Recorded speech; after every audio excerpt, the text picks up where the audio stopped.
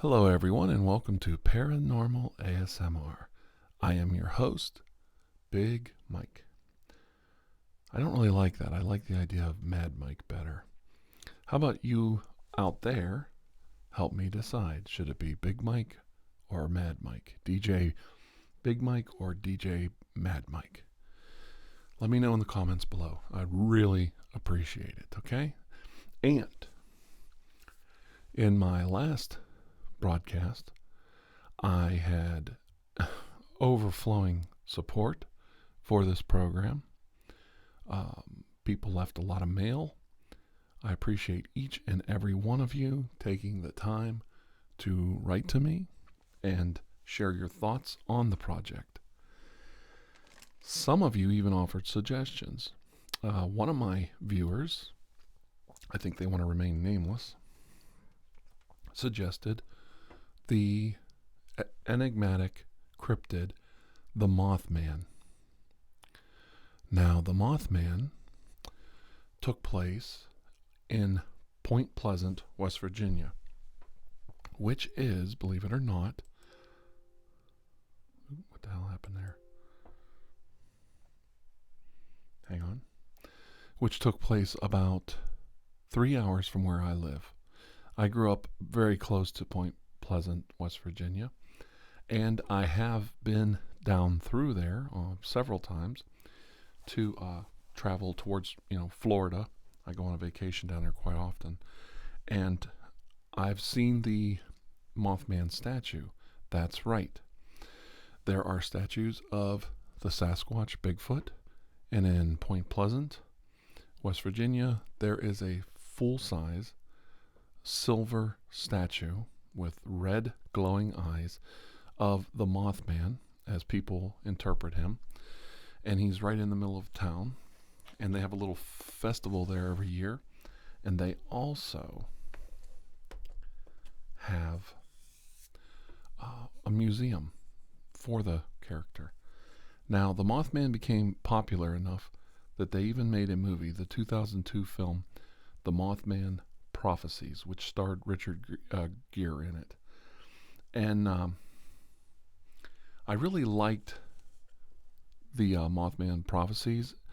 I really am not a Richard Gere fan, and I didn't think I'd like the movie, but it turned out it was amazing. It was very intuitive. It was based off of the book written by Richard Gere, I think his name is.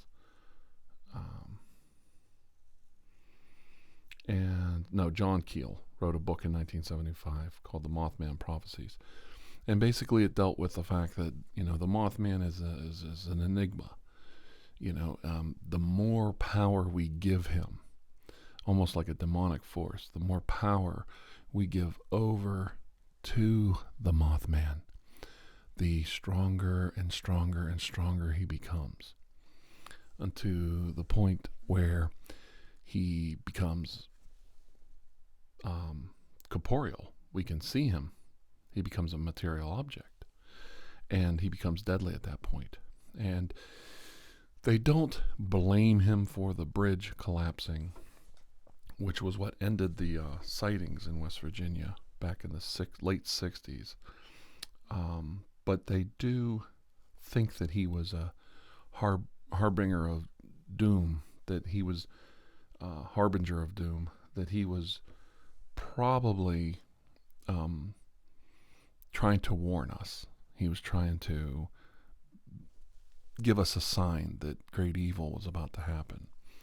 So, did he cause the bridge to collapse? No. They know why the bridge failed. It was a very simple bolt failure that caused a chain reaction in the bridge that caused the whole bridge to fail.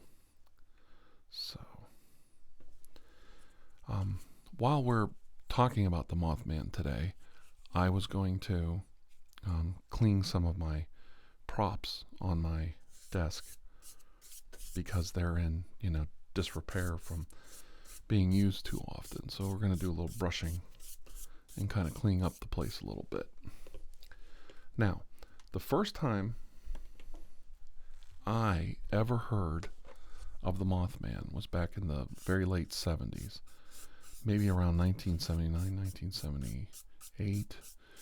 We were sitting around, we were watching TV, and there was a show for, commercial for In Search of, or some kind of, paranormal show that was, frightening.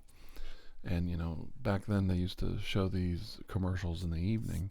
Now they show them anytime during the day on cable TV for our kids' enjoyment. You're watching SpongeBob, and next thing you know, you see a slasher film advertisement. They say it doesn't happen, but I see it all the time. And so there was this show, this paranormal show, and it was kind of freaky. I think it might have been about, finding Bigfoot or the abominable snowman or something like that, a more popular cryptid. And my brother turned to me and said, well, you know about the dragonfly, man. The dragonfly. And I said, no, I don't know anything about that. And he said, yeah, he landed on top of a car, and, he could fly. He had real long, metal claws. And he grabbed the roof of the car, and he actually peeled back the roof of the car that the people were sitting in. So, he nearly killed them. They almost wrecked. And I was like, oh my gosh, this is amazing. This dragonfly, man, I got to read about this. I was into all these paranormal subjects like the Loch Ness Monster and things like that. And so I was like, I've got to find out more about this. Well, back then you had to go to the library. You didn't get on the internet. So I went to the library and I looked up, all the different versions I could come up with. The Dragonfly Man, the Fly, nothing was coming up. And so out of desperation, I think I put in butterfly or moth, and I actually came up with a hit. And I found a book on, or a part of a book that was written about the Mothman in Point Pleasant, West Virginia. And I totally freaked out. My brother wasn't lying to me. And it even says it on Wikipedia. There are anecdotal tales of Mothman supposedly attacking the roofs of parked cars inhabited by teenagers. So the story went from Point Pleasant, West Virginia, to Youngstown, Ohio. It changed a little bit.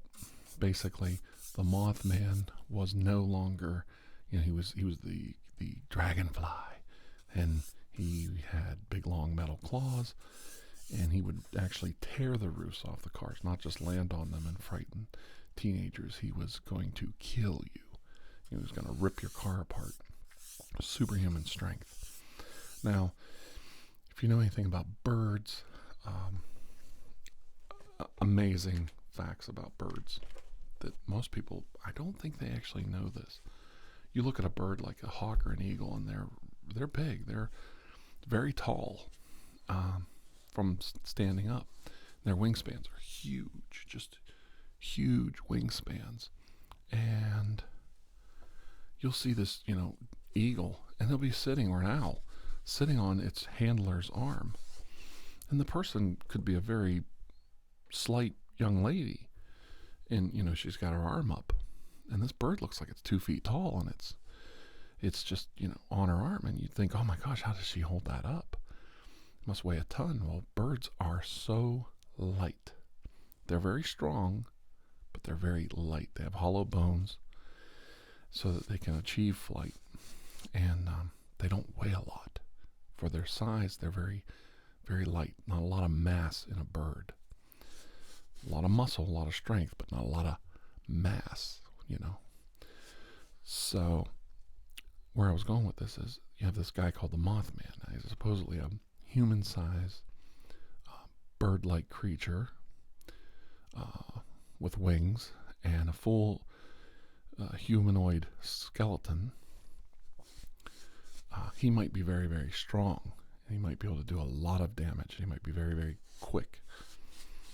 But for him to grab a 4 or 5 ton car and actually render the roof off, just shred the metal, would be highly unlikely under the most extreme circumstances.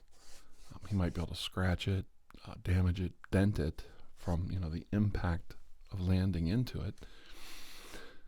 But to actually rip metal apart would probably go against his body structure. He probably wouldn't have the mass and the strength to do it.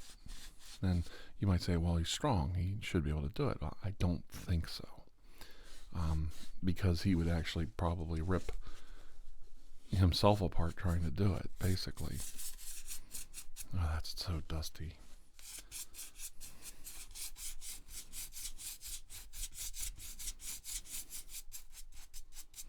So, okay. So we have the Mothman, and I learned about him, and I read a small, cryptid book. Back then, people would write these books, and they would say, the hidden monsters of the deep and the woods and the forest and the oceans, and they would have a chapter on sea serpents, and then a chapter on the Loch Ness Monster, and a chapter on the abominable snowman, and a chapter on the American Bigfoot.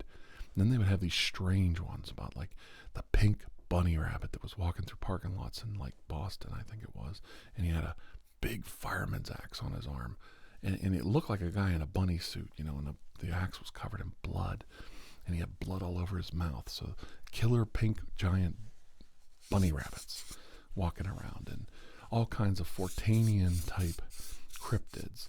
Now, if you're not familiar with Forteanian or Charles Fort, he was a fellow who was an author in the 19th century, and he would just scan newspaper after newspaper,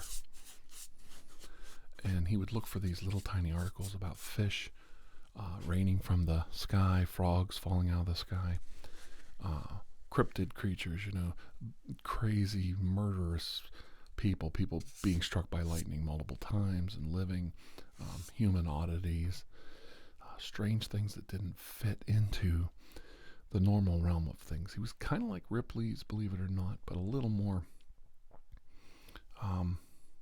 He would write little articles and little asides and little anecdotal stories about these newspaper articles that he found. And he actually wrote several books. And when I was a kid, what happened was I was looking, for this book on the Dragonfly Man or the Mothman, and I come up with a book that had a little tiny chapter in it. And in the bottom of the book, he had to give credit where he wrote about, these stories. Where did he hear about this story? And in the bottom, of the credits was, I got this from this book by Charles Fort about this character. And I thought, well, who's this Charles Fort guy? And what's this Forteanian? And what's this book I've never heard of? So I, as a quizzical young man, went to the library and I said, well, I want these books, but they're not here. There was like 3 or 4 books by Charles Fort. Well, they don't have them. They don't have these books. But the main library in Youngstown does. I was at a little satellite library, so I had to order the books. And I'm like, maybe, 78, 79, let's just say it was 1980. I was in 8th grade. I wasn't in high school just yet. So we're going to say 79. I was 11. And I never ordered a book from the library. And sure as hell, and I'm not joking, you can still do it today. I come back a week later, or whatever it is, a few days later. My books are there. They've got all these books. And it was like a massive discovery for me at my age to learn that these arcane, never before seen texts are available. And I can get them to send them to me for free. I just got to pick them up and you sign for them. Check them out, and then you can go. Now, maybe most kids knew you could order books. I didn't know this. I was a boy, and I wanted to play with cars, and I wanted to play guns. We used to play cars, play guns, and we used to sled ride and ride our bikes. I could care less about ordering books from the library. So, anyway, I get about, I thought 3 of them, if my memory serves me right. Now, these books were old. They weren't 100 years old, but they were old. Reprintings of the original Charles Fort books. He would go through time periods where he would, be rediscovered and his books would be reprinted and then he'd go back out of print. I was probably like the 10th person to ever check these books out. So if you go to Youngstown Public Library and you check out the Charles Fort books, there is a real good chance my name is still on that stamp card if they still use that system in those books, because, they used to fill them up and then they would, put a new one in. This thing dated back like 40, 50 years. I was like in a long line of curious supernatural paranormal hunters looking, like I said, through these arcane texts for Mobius bands and little tiny cracks in the structure of things to find out where the true mysteries of the universe lie. So I go back home with my treasures, and I mean treasures, and I devour these books. Now, every year we had to do book reports and we had to do term papers at the end of the year. And I did mine on, usual stuff. I did them on like Apollo moon landing rockets, stuff like that. I kind of started a trend where, I did one on Charles Fort, on Loch Ness Monster, on, other kids were interested in stuff. But I was like, I was just out there, I was just doing it, I was going to discover these creatures. I was going to go in the woods and find, hidden lost cultures and civilizations right underneath my feet that were buried in the past. And I read his books voraciously. Now, this was 30 plus years ago, but I can still remember some of the stories that I picked out for my term paper. And one was, of course, the raining of fish, raining of frogs in different parts of the United States and the world. People used to report this to newspapers. And it still occurs today. They have a kind of an idea how that occurs naturally. I also picked out a story that he wrote about a man who was struck by lightning many, many times, supposedly. And they had him in the paper. There's articles about him, how he had survived all these attacks by lightning. And let's see. Then there was the stories about a character like the Mothman. Now here's where it gets interesting. Around the turn of the century, there was this fella, and he was in England, and he was called Spring-Heeled Jack. And Spring-Heeled Jack was a demonic-looking man in leather buckles. He had an iron mask with rivets on it. He was steampunk before there was steampunk. And he couldn't fly, but he could leap very high, and he had like springs, literally springs in his feet. And you could almost imagine, looking back, that this guy was some demon lord of the English countryside who was, possessed by building his own suit of Iron Man armor in Victorian days with leather and metal, and he would run around scaring women, and he would smack them and hit them, and he would shoot fire from his mouth, and he would scare them and make them drop their packages as they were walking along at night unguarded in the city streets, and then he would run away. Spring-Heeled Jack resembled in some ways the Mothman, and there are some modern sightings of Spring-Heeled Jack that are slightly like the Mothman. And I started to put 2 and 2 together in my childlike mind. Is it possible that Spring-Heeled Jack and the Mothman are people? Are they trying to fool the public? Are they men ahead of their time, designing state-of-the-art for their time, state-of-the-art costuming, weapons, using magic tricks, technology that normal people would never recognize in the middle of the night. Are they doing this to frighten the populace? Maybe to stop people from moving into the area, stop people from being able to sell their homes and move out of the area, or just general mischief, Spring Hill Jack was never accused of raping or molesting a woman, but he definitely frightened them. The stories I read, at least. Now, I have friends in England. They may know more about Spring Hill Jack than I do. There's also several people that they thought, okay, this guy is Spring Hill Jack. Let's get it over with. This guy's mad as a hatter.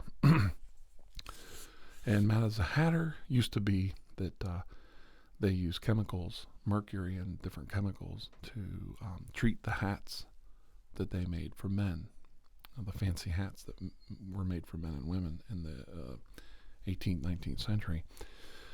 And these chemicals would get on the hands of the men who made the hats and the tailors, whoever they were. I don't know what they call a hat maker. Maybe you could tell me below. I know there's a word for it, and they used to go mad. They used to go insane from the chemicals that they got exposed to over time. This is so dirty and dusty here. Okay, I'm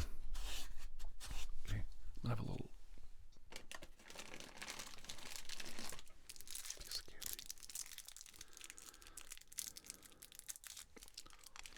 Okay. Okay.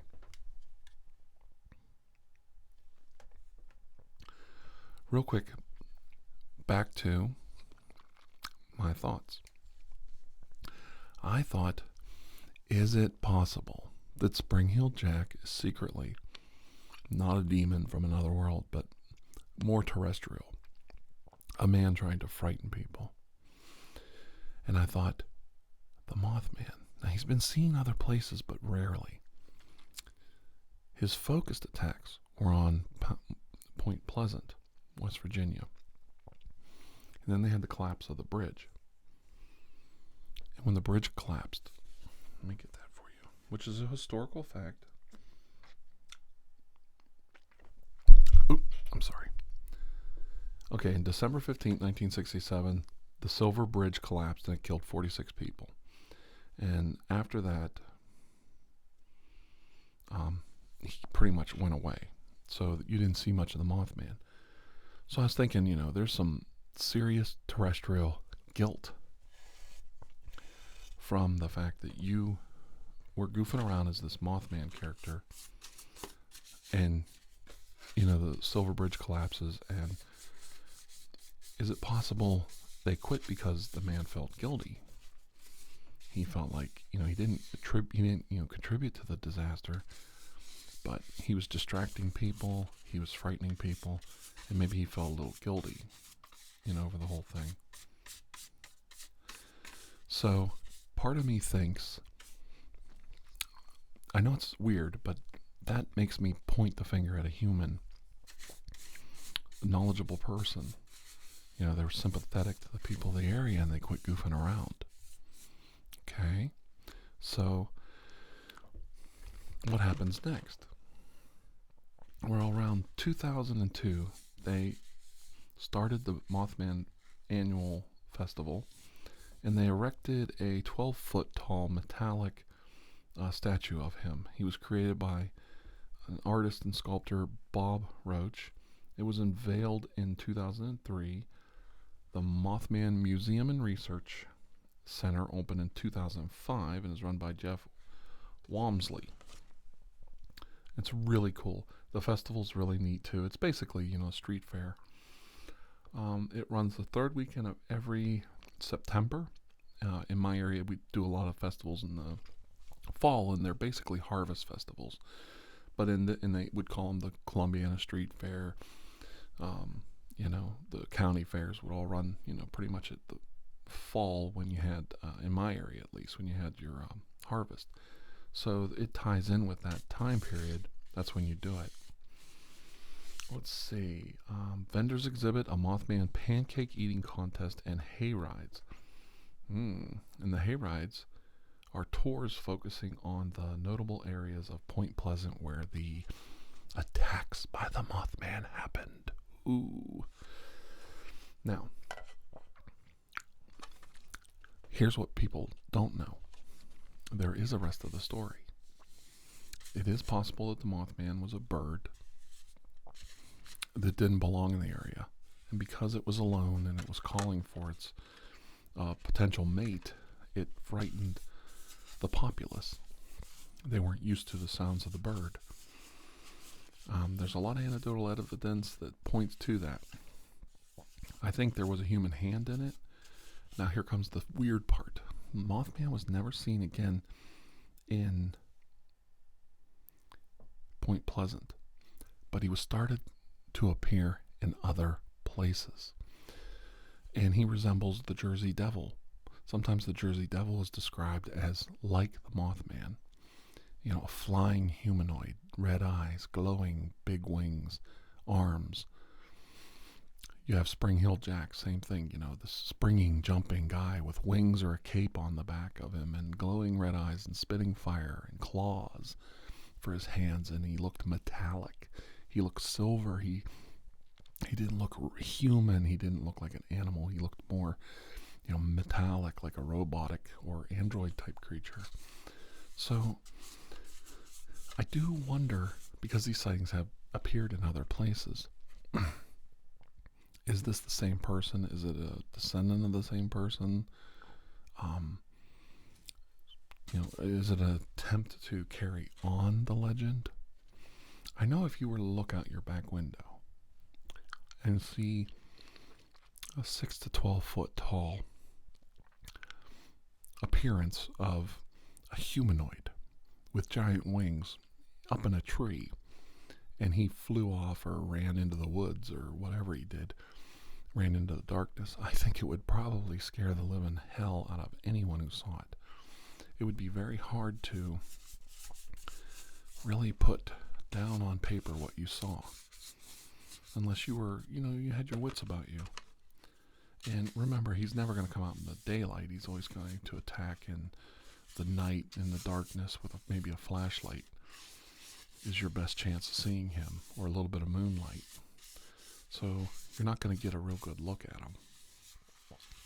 I will say this much: in this day and age of the wild, wild west in the United States, he would be a complete fool to show up behind somebody's house today, because everybody's armed to the teeth in my neighborhood, just about. And would not be a very smart move on the Mothman's part to pop in and start, you know, going, you know, bookity, bookity, bookity, bookity. He'd probably end up getting himself shot. Okay, just about got all my props clean. So, let's see, what else can I tell you about the Mothman? We've touched on some very interesting paranormal subjects today. We touched on the Mothman, the fact that he resembles the Jersey Devil, resembles Spring Hill Jack a little bit, same kind of MO. We also touched on the fact that Charles Fort tracked all this stuff, and this was pre-internet, and he wrote books about this. He would gather newspaper articles about these different characters, and he would put them together in his books, and his books are still available. You can probably get them more easily from your public library. They're kind of hard to read. They were written in the 19th century. If you're not familiar with, like, say, the writings of Mark Twain or some other writers from the 19th century, you might have a little bit of trouble with them. And his books were kind of jumbled. They weren't a steady prose. They were like, you know, he would just start here and then he would go over here, and, you know, he would drop a subject and go to a new subject, and he would just cross-reference things in his mind. This was related to this, was related to that. So we're going to pull a lot of data from Charles Fort in the future.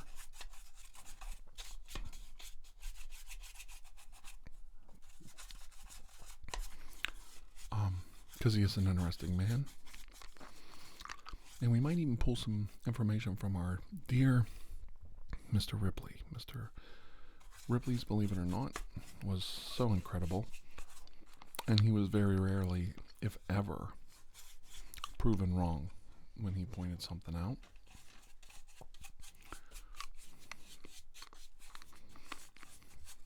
Let's see.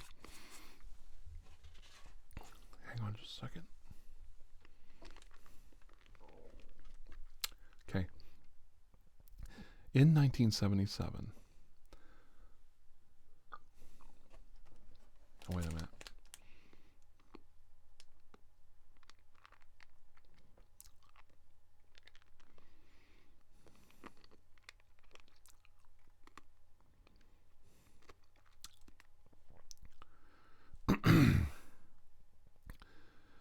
They also, I forgot to talk about this fellow, the Owl Man.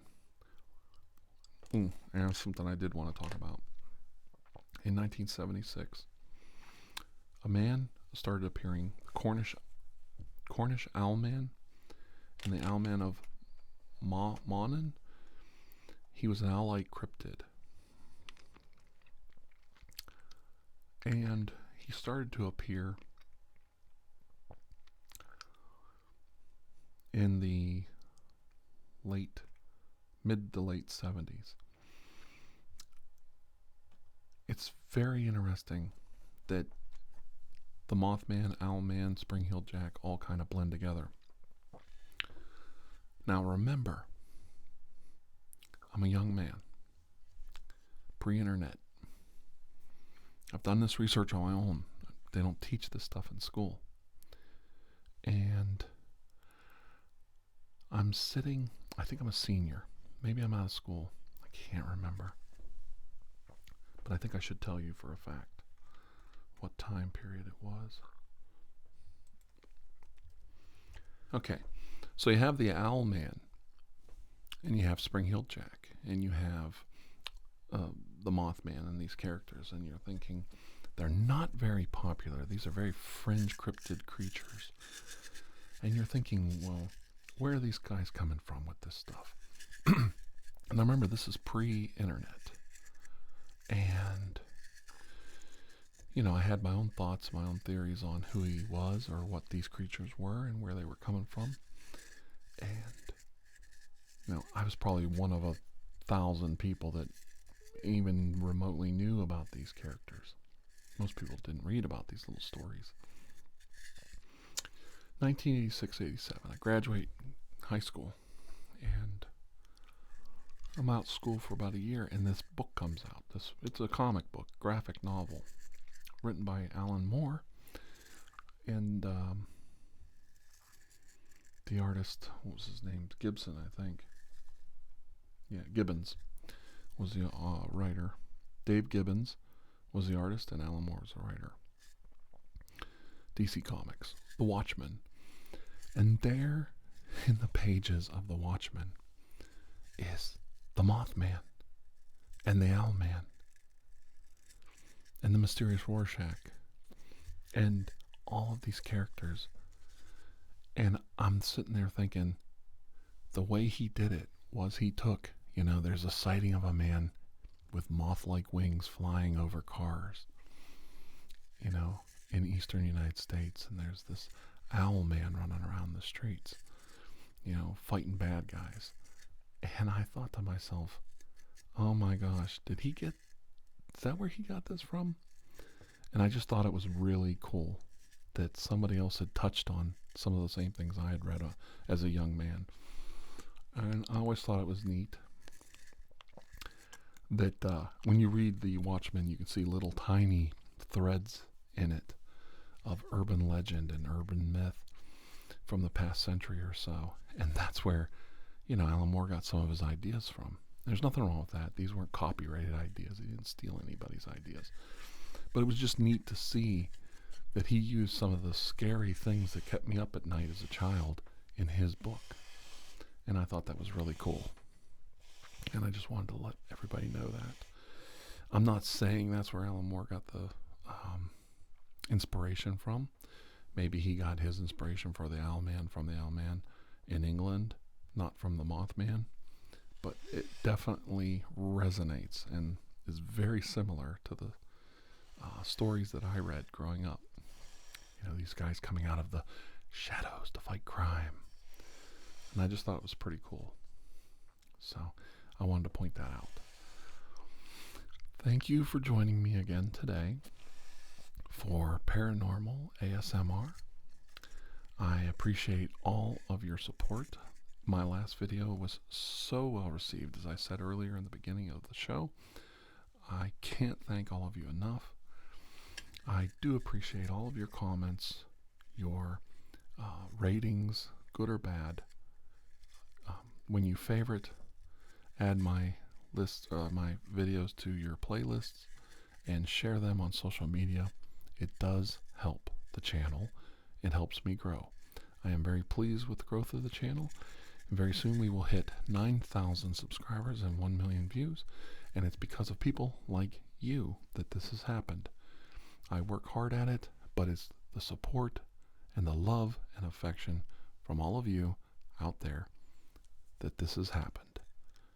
And I promise the next million views will be exciting and even more interesting than the first million. We're starting to refine our act, and we're going to do some really great stuff in the future. So stay tuned. Next up, the infamous Salem, Ohio Crybaby Bridge. A real place, right where I live. So stay tuned for our next chapter of Paranormal ASMR, Crybaby Bridge. Ooh. And until then, have a most blessed day, and know that I love all of you very much. Bye-bye. Bye-bye.